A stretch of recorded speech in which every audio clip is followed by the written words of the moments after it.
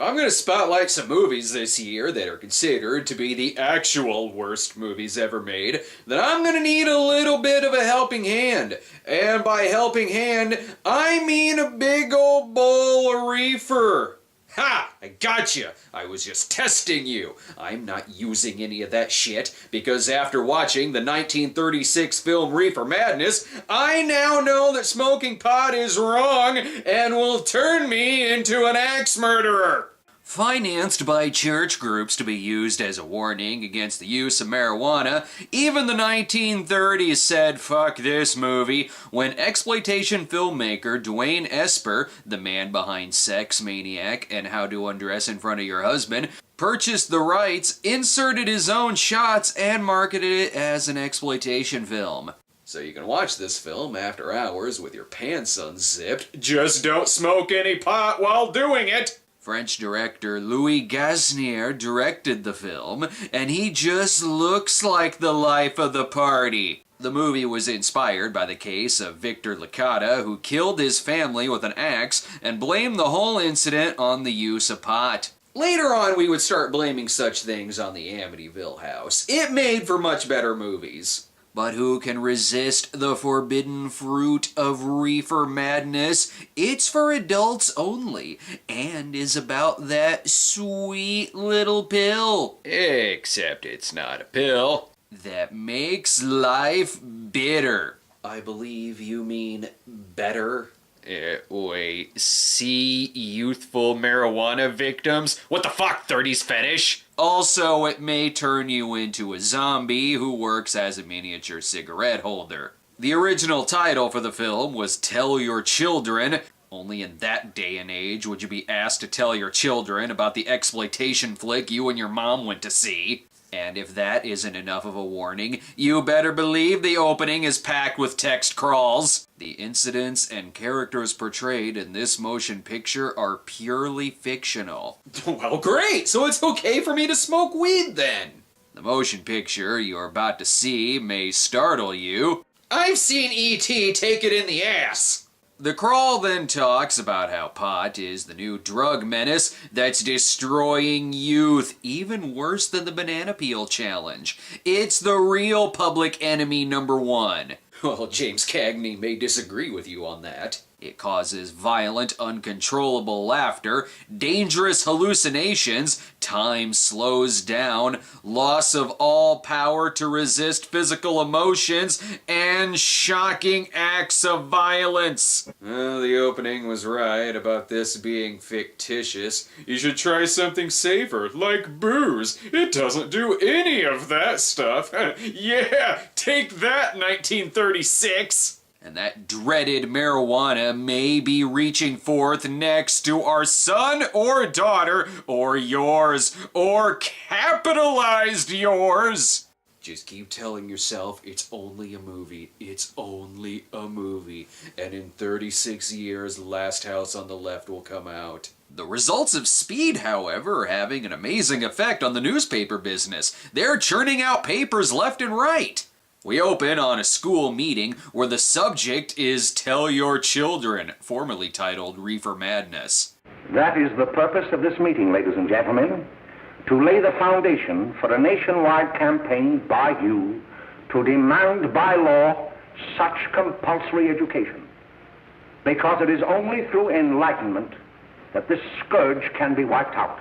Can't we focus on something more menacing, like Nazis? They're all whispering to warn their dealers that Narky von Tattelsberg is coming for them. But this dude knows his shit about pot production.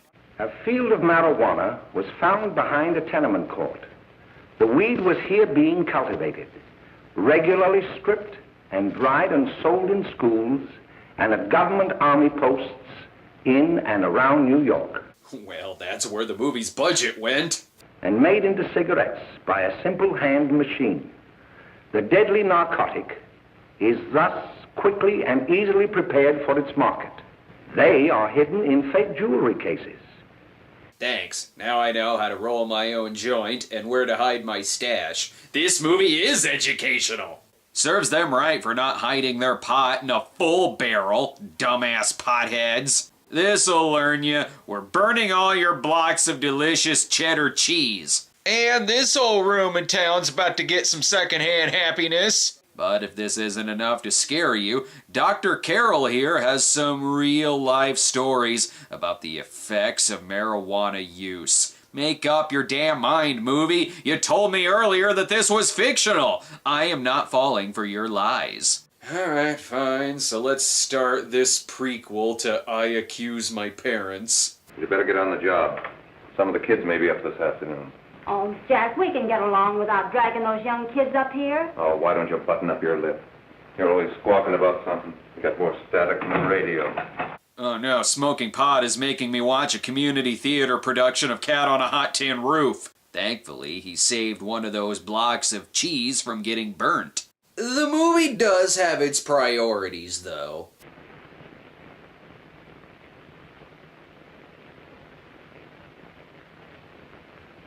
Give the audience an erection and they'll be forced to sit through the rest of your seminar. This is Jack and May, a couple of drug dealers who spend their time giving weed to kids, or 30-year-olds playing kids. You can tell that these are drug dealers who are living in sin. Why else would there be a pillow on the floor? This plot is commencing at breakneck speed.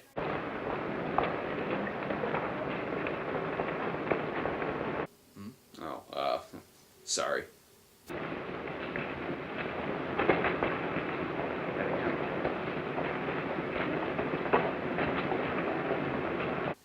Great, now I can continue being a smartass.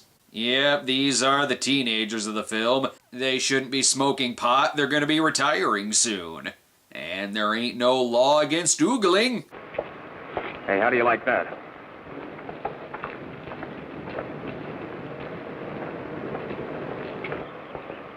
Very nice.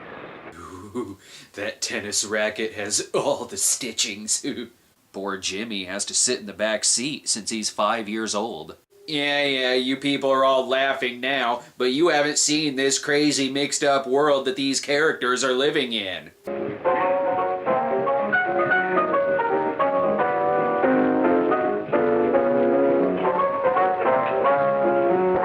My God, these people need pot! Well, okay, maybe not this guy. He may have chopped up 5 people before coming to this party. There really should have been a disclaimer on the poster about the hardcore dancing. Boy, he really swings out hot with a mess of jive. You want to dance? Do I?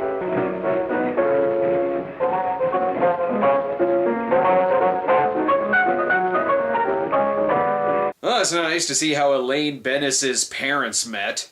Can we please get some black people in here to invent the hustle, or the twist, or just dancing in general? Oh great, hatchet-wielding Harry found the weed. Good, that'll calm him down a bit. As for everyone else...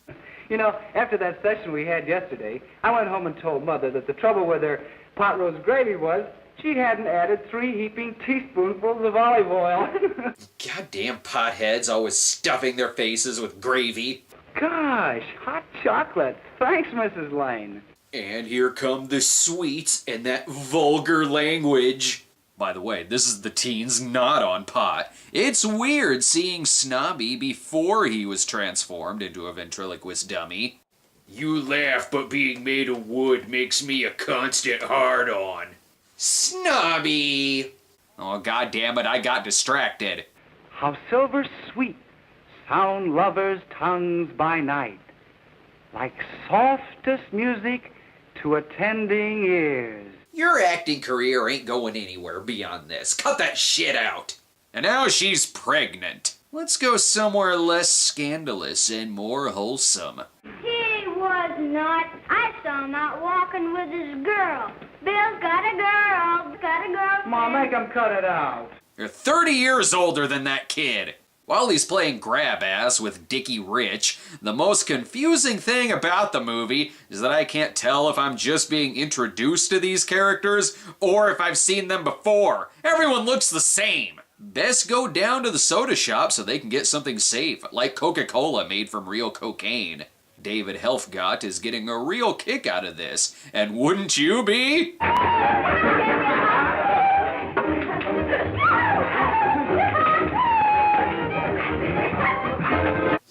movie is secretly about PCP. Move over, Caligula. This party is one tub of lard away from a marital fisting. 1930s porn is like beating off to the blouse section at a Goodwill. Now this party's getting good. Oh, here. If you want a good smoke, try one of these. It's a parliament. You can bite down on the tip while taking a shot at that Hitler. Well, now he's gonna be too tired and paranoid to do anything dangerous. We gotta stop that marijuana. Little do they know that this cigarette roller can also be used as an adding machine. The benefits of pot never end.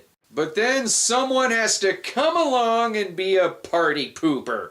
Listen, you never heard no beef when I had to sell that rotten gin. You're after the dough, aren't you? Yeah, but I don't need dough that bad. Taking two-bit pieces from kids. There are millions of two-bit pieces just begging to be taken. Don't be a dope. I'm just dope enough to draw the line selling hop to kids. I don't speak 1930s. I only wish you had a couple of kids so I could... Get out! You should have let him finish that sentence. Why does he want you to have kids? What's he gonna do to them? Finally, the truth is revealed that pot makes the film speed up in fast motion, but you still shouldn't have let Jimmy drive.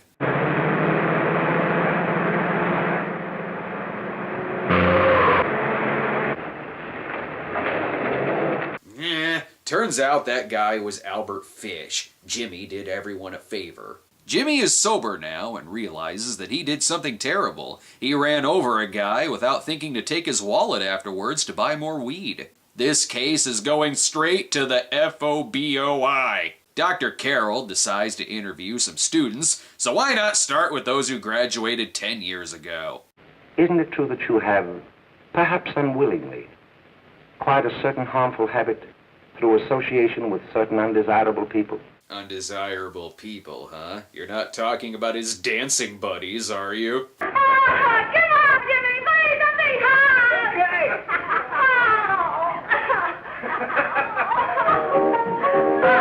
I knew it. They're devil worshippers possessed by Satan.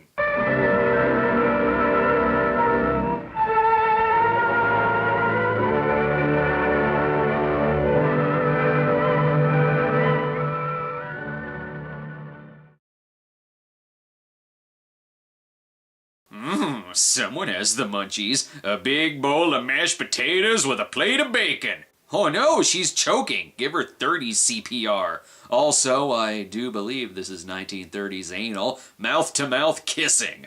Never mind that, Lucy and Schroeder finally hooked up. Perhaps the mood would be better in here if it weren't for all of this weed laughing. Come on, come on. Come on, Bill. Come on.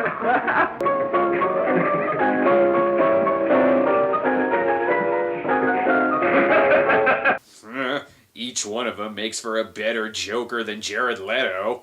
Now the cops are here to deliver the 100 points to Jimmy for running over the old guy. Was the person killed? Fortunately, he wasn't, but that's still no excuse for hit-and-run driving. Crap, what do you mean that's no excuse? That's always my excuse whenever I run over old people. Mary searches all around for her brother Jimmy, and not even a young Ernie Coach Pantuso has seen him. Mary soon looks for Jimmy over at Jack and May's, the House of Drugs. We're in between the comedy bits, so Zeppo Marx is here to make the audience swoon for a few minutes. This is a riveting sequence.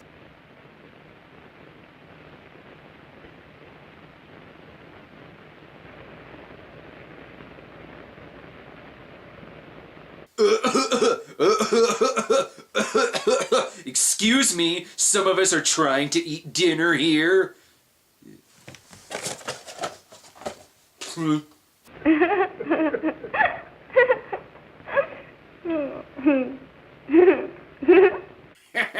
He just told the aristocrats joke and she's pretending to get it. Unfortunately, Ralph smoked a new kind of marijuana called a rapist. Oh, Mary! I've seen the message boards on Passengers. Any minute now, someone is going to chime in to say, I don't understand how what Ralph did was so wrong. Somehow this fight causes Jack to come in and break it up, but he didn't hear anything when the rape was going on.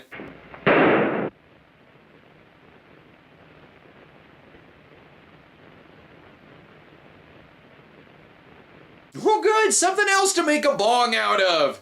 Right now, they're thanking God that they're not in Jack Webb's jurisdiction. There's only one thing left to do. Plant the gun on Bill and blame him for all of this. It took me until halfway into this movie to remember all the characters' names and that they're actually different people. I'm gonna pat myself on the back for that. Jack meets up with Jimmy and lets him know that he's just too clean-cut looking to play Eraserhead. Perhaps they can reach an understanding. Nobody will ever know you were driving that car. Well, thanks, Jack. Just as long as you keep your mouth shut that you were ever up in May's apartment. Why, sure, Jack, sure. See? Marijuana makes everyone help each other out. Bill is now on trial for the murder of Mary, and great, this guy again. In another instance, I happened to attend the recent interscholastic tennis matches. And while Bill Harper had been considered an exceedingly good player, I saw him miss the ball by as much as 3 or 4 feet. This, I understand, could be attributed to the use of marijuana. Yes. Can we talk about Dr. Carroll's apparent gambling addiction and crippling debt? This is the worst character witness I've seen since Dr. Francis B. Gross testified on behalf of O.J. Simpson. Wow, it's true. Rubbing 2 fingers together can start a fire. Jack and May are too busy keeping the mosquitoes out. It'll really harsh their buzz. The verdict is on its way, but the real story is that this is taking place in the same universe as Dick Tracy. Then why do you want to get rid of pot? That's the best way to watch the Dick Tracy movie. William Forsythe has a flat head in it. Typical sentimental drama, always turning into a courtroom movie. Why are prosecutors always so biased against the defendant? They need to be more objective. Perhaps the jury can see through this ruse. But there's a reasonable doubt about the boy's sanity. We can't. No doubt about the fact that he murdered her. He admitted it himself. That wasn't the first time he was there. Worst adaptation of 12 Angry Men ever, and I've seen the Pauly Shore version. This case has me on the edge of my seat.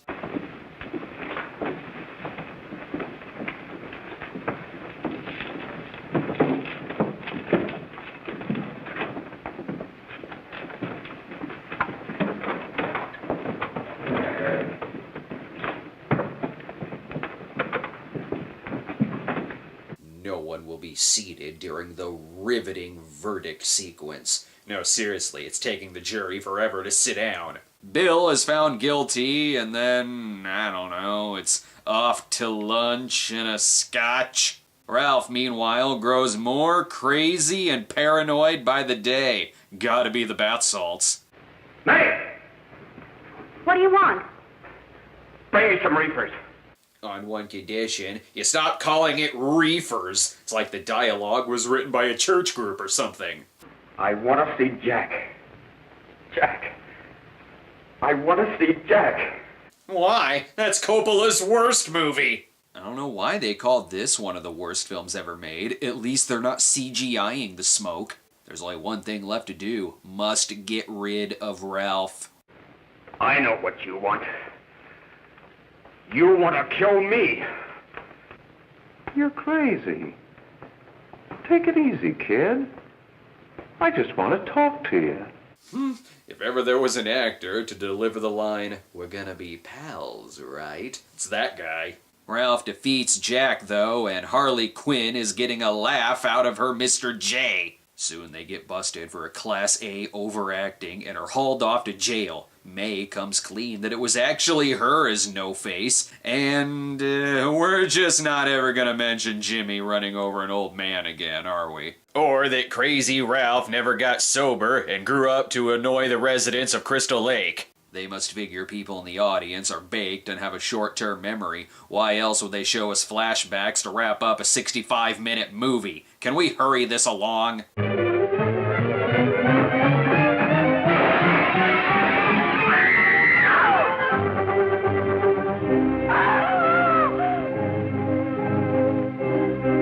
Well, that happened because of the crystal meth. Bill is let go, but not without a stern talking to. But, young man, although this court is convinced that to declare you guilty would have been a gross miscarriage of justice, We cannot condone your acts. Rape and murder didn't exist before marijuana. Truly, pot smoking is the biggest crime here. Ralph goes off to an insane asylum for the rest of his life. His Riddler costume will be kept in storage along with Two-Face's. And thus ends Dr. Carroll's long-winded story of confusing pot with alcohol. The next tragedy may be that of your daughter, or your son, or yours, or yours, or yours. And no one ever smoked pot ever again.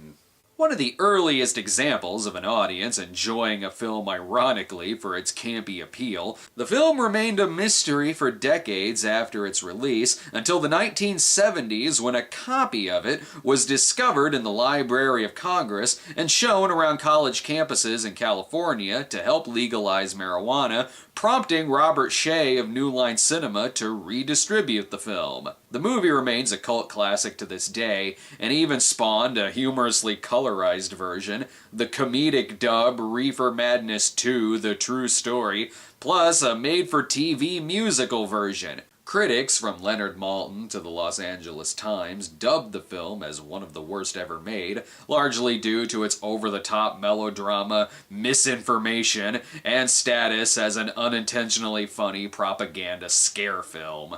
But I'm sure the movie has its defenders, and for that I have to go to my even more pretentious twin brother to get that point of view.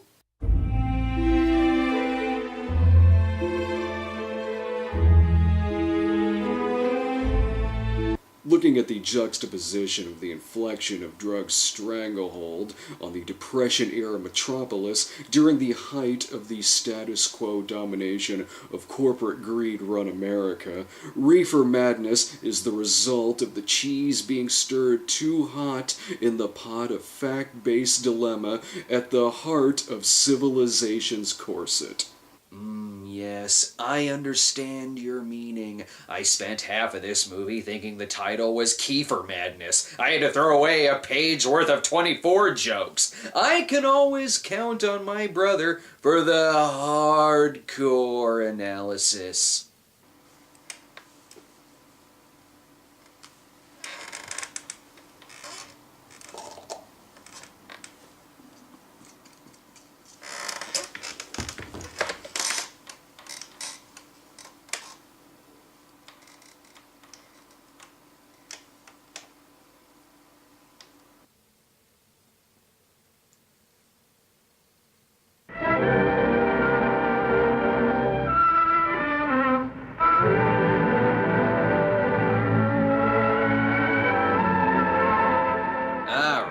Want to see more Cinema Snob episodes? Do you like movie reviews from people in cars? How about animated cat detectives? Be sure to subscribe to our YouTube channel at youtube.com/StonedGremlinProductions. Follow us on Twitter at The Cinema Snob, or check out our homepage at thecinemasnob.com. And you guessed correctly, I am a little drunk. What happened? You killed her.